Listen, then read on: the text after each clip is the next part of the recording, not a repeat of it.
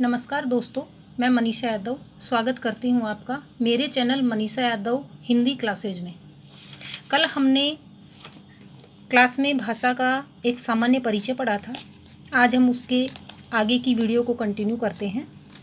भाषा के प्रमुख रूप के रूप में थोड़ा सा भाषा का विकास कैसे हुआ, मैं इस पर थोड़ा प्रकाश डालना चाहूँगी। सबसे पहले भारतीय इतिहास में संस्कृत भाषा थी, जिसे दो भागों में बांटा गया था, जैसा हमने कल जाना था। एक वैदिक संस्कृत, एक लौकिक संस्कृत। संस्कृत से जब किसी भाषा का विकास हुआ तो उसे पाली कहा गया। पाली को हम प्रथम प्राकृत भी कह सकते हैं। पाली से फिर भाषा का थोड़ा और विकास हुआ, इसे हम कहते हैं प्राकृत। इसे हम द्वितीय प्राकृत कह सकते हैं या इसे हम शुद्ध प्राकृत कह सकते हैं। प्राकृत से फिर अगली भाषा का विकास हुआ, जिसे हम कह सकते हैं अपभ्रंश।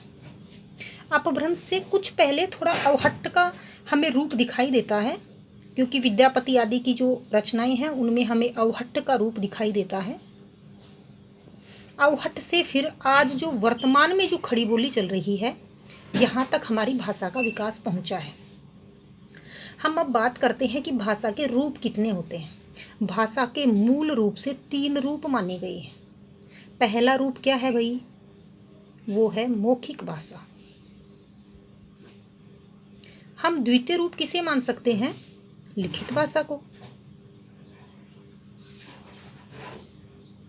हम तृतीय रूप किसे मान सकते हैं? सांकेतिक भाषा को।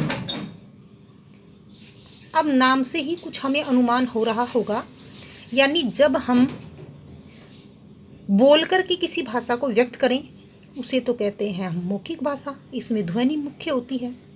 जिसमें हम लिख करके अपने मनोभाव व्यक्त करते हैं उसे हम लिखित भाषा कहते हैं। तो तीसरा है सांकेतिक, जिसमें हम संकेतों के माध्यम से अपने विचारों को व्यक्त करते हैं। अब भाषा का 3 रूप के बाद में हम ये देखते हैं कि भाषा का सबसे सरल रूप कौन सा है। तो जो सरलतम रूप है इसे हम मानते हैं मौखिक भाषा को। तो लिखित रूप जो है इसे हम भाषा का स्थायी रूप कह सकते हैं, क्योंकि मुख से बोली गई भाषा का अस्थायी रूप होता है, उसका कोई स्थायी रूप होता ही नहीं है। सांकेतिक भाषा, जैसे मौखिक भाषा सबसे सरलतम रूप है, तो सांकेतिक भाषा सबसे कठिन रूप माना जाता है। क्यों माना जाता है? क्योंकि जरूरी नहीं संकेत करने वाले के संकेतों को समझने के लिए उसी रूप में ग्रहण किया जाए जिस रूप में संकेतकर्ता संकेत कर रहा है। इस वजह से थोड़ा इसमें जो है कठिनाई उत्पन्न होती है। इस कारण से सांकेतिक जो भाषा है इसको कुछ रूप के अंदर परिवर्तित किया जाता है। अब हम बात करते हैं भाषा के क्षेत्र की। भाषा के क्षेत्र कितने होते हैं? मूल रूप से 3 ही क्षेत्र मान सकते हैं हम। पहला क्षेत्र है राजभाषा। किसे कहेंगे भाई हम? यानी वह भाषा जो किसी राज्य या सरकार के कामकाज की भाषा हो, उसे हम कह सकते हैं राजभाषा, यानी सरकार के कामकाज की भाषा। तो भारत की कोई राजभाषा है क्या? एक भाषा है हिंदी, इसे हम भारत की राजभाषा कह सकते हैं। कैसे बनी ये?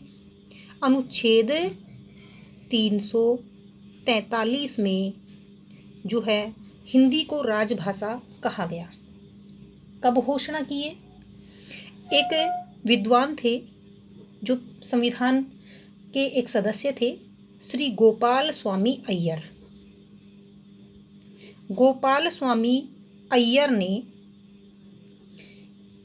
भारत की राजभाषा बनाने के लिए हिंदी को 14 सितंबर सन 1949 ईस्वी में एक प्रस्ताव रखा और इस प्रस्ताव को उसी दिन स्वीकार कर लिया। इस कारण हम 14 सितंबर को प्रतिवर्ष हिंदी दिवस के रूप में मनाते हैं। दूसरा रूप आता है अपना कौन सा? राष्ट्रभाषा। परिभाषा हम क्या कह सकते हैं? यानी देश के या किसी भी देश की अपनी कोई विशिष्ट भाषा जिसमें राष्ट्र के अधिकांश लोग बोलते हैं। राष्ट्र के अधिकांश लोगों द्वारा बोली गई भाषा ही क्या कहलाती है? राष्ट्रभाषा कहलाती है।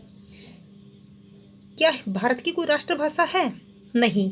संविधान निर्माता हिंदी को राष्ट्रभाषा बनाना चाहते थे, परंतु किसी कारणवश वह थोड़ा आगे जो है उसको प्रस्तावित किया गया लगभग 15 वर्ष के दौरान, लेकिन उसके बाद में हिंदी को राष्ट्रभाषा बनने का गौरव प्राप्त नहीं हुआ। आज भारत में किसी भी भाषा को राष्ट्रभाषा का दर्जा प्राप्त नहीं है। तो तीसरा रूप हम मान सकते हैं संपर्क भाषा। किसे कहते हैं हम? जब आम व्यक्ति के द्वारा जब सामान्य रूप से अपने विचारों का आदान प्रदान जब किया जाता है, उसे हम क्या कह सकते हैं? संपर्क भाषा कहते हैं। इस प्रकार से हिंदी के भाषा के क्षेत्र और भाषा के प्रमुख रूप आज हमने जाने हैं।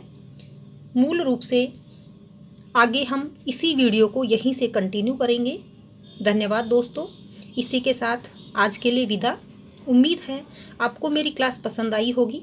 प्लीज़ लाइक एंड सब्सक्राइब करना ना भूलें। ज़्यादा से ज़्यादा अपने दोस्तों को शेयर करें। मिलते हैं जल्द ही अगली वीडियो में। धन्यवाद।